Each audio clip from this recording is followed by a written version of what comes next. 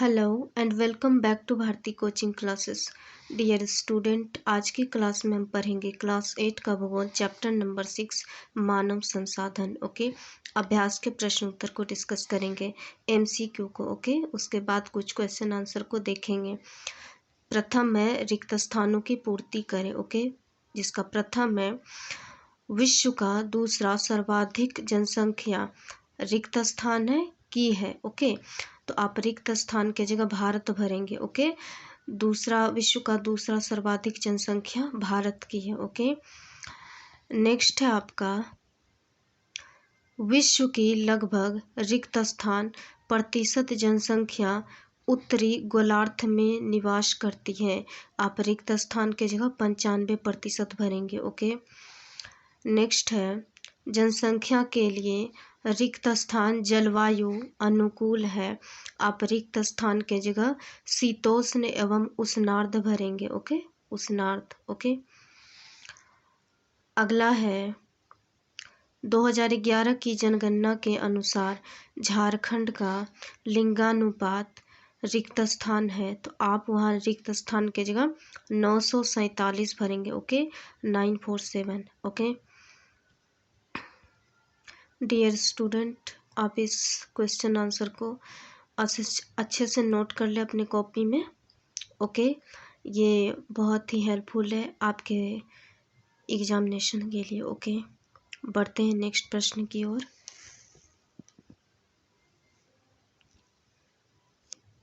Dear student, प्रश्न number 2, सही उत्तर लिखें। ओके, इसमें आपको बुक से क्वेश्चन के आंसर को चूज करना है। ओके, प्रथम नंबर में है सर्वश्रेष्ठ संसाधन होता है, तो आप आंसर में चुनेंगे ग नंबर मानव। ओके, नेक्स्ट है निम्नलिखित में विरल जनसंख्या का क्षेत्र है। आप उत्तर में लिखेंगे क नंबर सहारा मरुस्थल। ओके, सहारा मरुस्थल।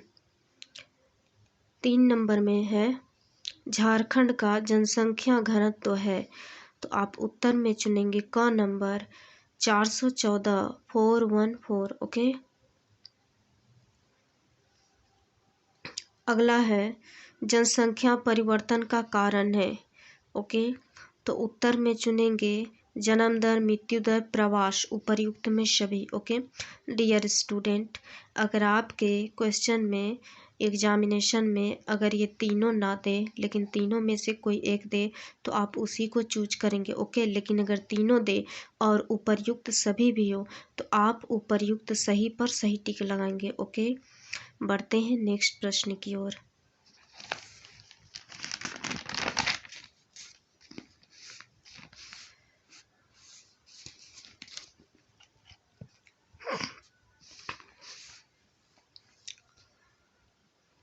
अगला है नंबर 3, निम्नलिखित प्रश्नों का उत्तर एक वाक्य में दे। ओके, जिसका प्रथम है विश्व में सर्वाधिक घना बसा महाद्वीप का नाम लिखिए, तो आप उत्तर में लिखिएगा यूरोप। Okay, Europe. अगला है भारत का जनसंख्या घनत्व कितना है, इसका उत्तर लिखिएगा आप 382 व्यक्ति प्रति वर्ग किलोमीटर। ओके, अगला है जनसंख्या वितरण को प्रभावित करने वाले कारकों का उल्लेख कीजिए, तो इसका उत्तर है जन्म दर, मृत्यु एवं प्रवास। ओके, जन्म दर, मृत्यु दर और प्रवास, या जन्म, मृत्यु एवं प्रवास। ओके, ये सभी आंसर हैं इनके। ओके, अगला है विश्व जनसंख्या दिवस कब मनाया जाता है, तो इसका उत्तर है 11 जुलाई। डियर स्टूडेंट, जितना भी मैं क्वेश्चन आंसर को बता रही हूँ एमसीक्यू के, ये सभी कंपटीशन के एग्जामिनेशन में भी पूछा जाता है। तो क्लास 8 9 10 ये सभी में तो पूछा ही जाता है, लेकिन कंपटीशन का जो स्टूडेंट तैयारी कर रहे हैं ये सभी क्वेश्चन के आंसर उनके लिए भी बहुत हेल्पफुल होगा। ओके, तो आप इसे भी अवश्य देखें। ओके, आप इस क्वेश्चन आंसर को अच्छे से अपने कॉपी में नोट कर लें। ओके। बढ़ते हैं नेक्स्ट प्रश्न की ओर।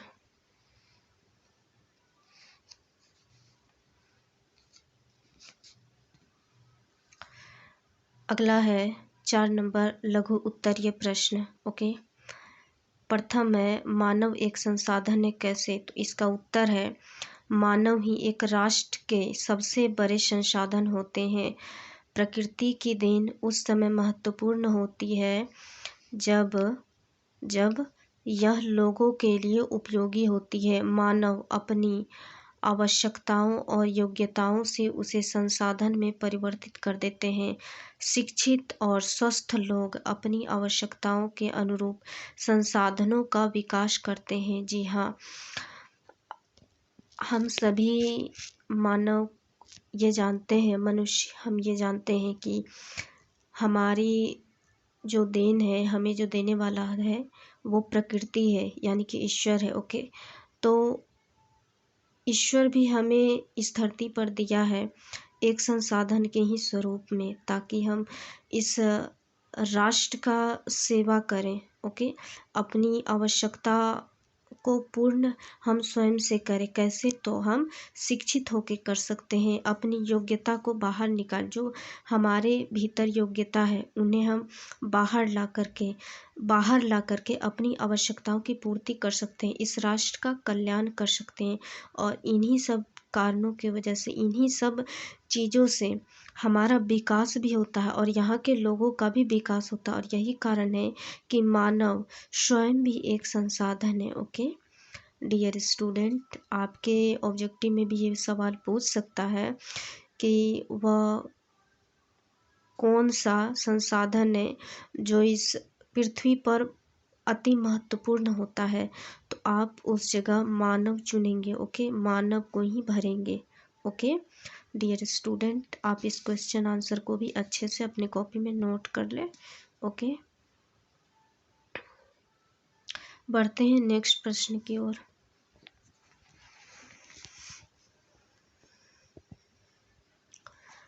अगला है जलवायु किस प्रकार जनसंख्या वितरण को प्रभावित करती है? ओके, इसका उत्तर है अत्यधिक गर्म या ठंडी जलवायु वाले क्षेत्र मानव बसाव के लिए उपयुक्त नहीं होते हैं। अतः शीतोष्ण एवं उष्णार्द्र जलवायु वाले प्रदेशों में जनसंख्या घनत्व अधिक पाए जाते हैं। यही कारण है कि गर्म एवं ठंडे मरुस्थलीय प्रदेशों जैसे सहारा रेगिस्तान या सहारा मरुस्थल, ओके, अंटार्कटिका, कनाडा में विरल जनसंख्या है। ओके डियर स्टूडेंट, ये सहारा रेगिस्तान हम बोल सकते हैं। ओके, या सहारा मरुस्थल भी बोल सकते हैं। ओके, सहारा मरुस्थल, ओके, सहारा मरुस्थल, ओके, या सहारा रेगिस्तान, अंटार्कटिका, कनाडा। ओके, यहाँ पर सवाल आपका दिया हुआ है कि हमारी जलवायु के प्रभाव से जनसंख्या का भी वितरण पर प्रभाव पड़ता है।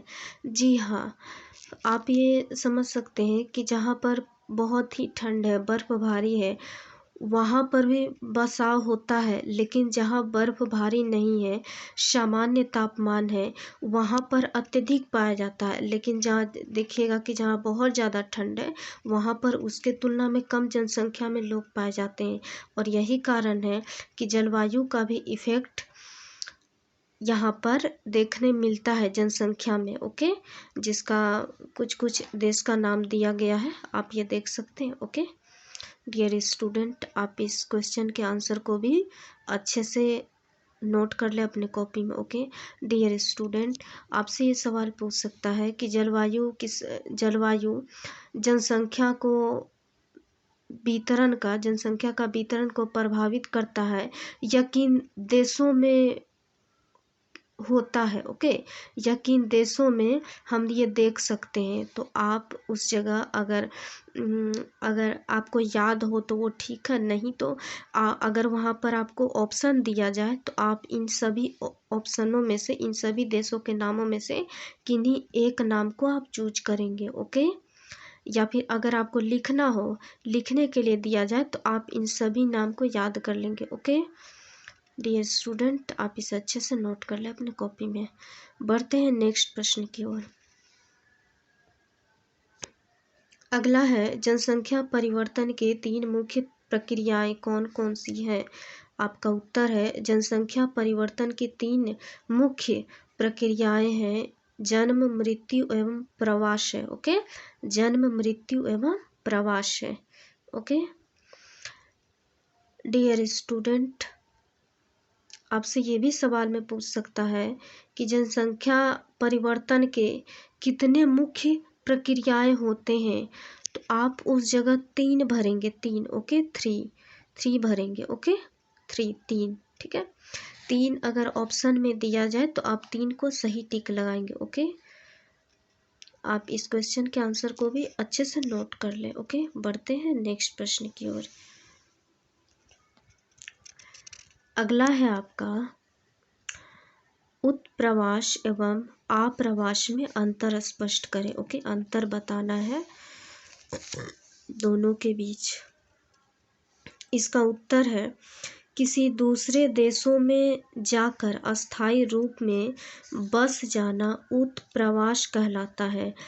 इनमें जनसंख्या घटती है और यह अल्प, ओके, ये अल्प लिखा हुआ है, ठीक है, यह अल्प विकसित देशों में पाई जाती है। ओके, आप्रवास में दिया हुआ है, किसी अन्य देशों से आकर किसी देश में अस्थायी रूप में बस जाना आप्रवास कहलाता है। ओके, आप्रवास कहलाता है, आप्रवास कहलाता है। इनमें जनसंख्या बढ़ती है और यह विकसित देशों में देखने मिलती है। डियर स्टूडेंट, आप ये देख सकते हैं कि दोनों में अंतर एक दूसरे के अपोजिट है। ठीक है, उत्प्रवास में दिया गया है कि हम एक जगह से दूसरे जगह में जाकर अगर बसते हैं, ठीक है, तो वो बसाव हमारा कौन सा प्रवास कहलाएगा? वो प्रवास उत्प्रवास कहलाएगा। ओके, और इनसे जनसंख्या घटती है, जी हाँ, ऑब्वियसली घटेगी। मान लीजिए कि अगर हम झारखंड राज्य में देखेंगे, मान लें कि यहाँ पर अगर 50% है जनसंख्या, ओके, लेकिन यहाँ का लोग अगर दिल्ली को पसंद करे और यहाँ से 20% लोग चला जाए दिल्ली में बसने, तो यहाँ 30% ही बचेंगे, है ना, झारखंड में। तो इस प्रकार क्या होता है, जनसंख्या घट रहा है ना। और यहाँ एक और चीज़ ऐड हुआ है कि यह अल्प विकसित देशों में ही पाई जाती है, मतलब कि जहाँ पर विकास ना हो, विकासशील ना हो, तो वहीं से यह प्रक्रिया को भी अपनाया जाता है। ओके, इसीलिए यहाँ पर दिया हुआ है अल्प विकसित देशों में भी पाया जाता है। ओके, उसी का अपोजिट यहाँ पर है आप्रवास में, कि किसी दूसरे देश का आ करके अस्थायी रूप में अपने देशों में बस जाना, किसी देश में बस जाना। ओके, और वही प्रक्रिया जो है क्या कहलाएगा, वही प्रवास आप्रवास कहलाएगा। इनमें जनसंख्या बढ़ती है और यह विकसित देशों में देखने मिलता है। जी हाँ, मान लीजिए कि अगर भारत में हमारा 60% है जनसंख्या, ओके, और जो और भी देश है, ठीक है, और वहाँ के जो लोग हैं वहाँ से यहाँ आकर बसता है, ओके, तो यहाँ का जनसंख्या 10% मान लीजिए आकर के बसा भारत में, ठीक है, तो पहले से हमारा जितना था, ठीक है, 60% था, 10% आकर के बस गया, तो कितना हो गया, 70% हो गया। तो यहाँ पर क्या बताया गया है कि यहाँ पर जनसंख्या जो है बढ़ती है इस प्रवास में, आप्रवास में, है ना। और यह विकसित देशों में देखने मिलता है, यानी कि उनको यहाँ पर सुविधा कुछ दिखाई देता है, दिखता है, समझ में आता है कि नहीं यहाँ पर हम विकास अच्छे से कर सकते हैं, तभी तो वो दूसरे देशों से, अपने देशों से आकर के किसी और दूसरे देशों में बसाव करते हैं, है ना। और इसीलिए इन्हें आप्रवास हम कहते हैं। ओके डियर स्टूडेंट, आप इस अंतर को भी अच्छे से स्पष्ट कर लें। ओके, बढ़ते हैं नेक्स्ट प्रश्न की ओर। अगला है, अंतर बताना है 5 नंबर में, ठीक है। प्रथम है जन्म दर और मृत्यु दर। ओके, जन्म दर में दिया हुआ है प्रति हजार जनसंख्या पर प्रति वर्ष जीवित बच्चों की संख्या, ओके, यानी प्रति हजार जनसंख्या, जितना हजार में जनसंख्या है, ठीक है, उस पे कितना बच्चा प्रति वर्ष जीवित होता है, ओके, यानी कि जन्म लेता है, ओके। इसका जस्ट अपोजिट है मृत्यु दर में, प्रति हजार जनसंख्या पर प्रति वर्ष मृतकों की संख्या, यानी जितना है जनसंख्या में हजार में से उनमें कितना लोगों का मृत्यु होता है, ओके, उसका संख्या के बारे में बोला गया है। बी नंबर में जन्म दर में है केवल शिशु के जन्म दर शामिल है। जी हाँ, जन्म में बताया गया है कि इसमें जो है शिशु का ही जन्म दर को देखा गया है, ओके, वही जन्म दर शामिल है शिशु का ही। नेक्स्ट है बी नंबर में शिशु युवा वृद्ध की मृत्यु दर शामिल है, यानी कि मृत्यु दर में सभी आ जाते हैं, मृत्यु दर में सभी आ जाते हैं, ओके। डियर स्टूडेंट, आप इस अंतर को भी अच्छे से नोट कर ले अपनी कॉपी में, ओके। बढ़ते हैं नेक्स्ट प्रश्न की ओर।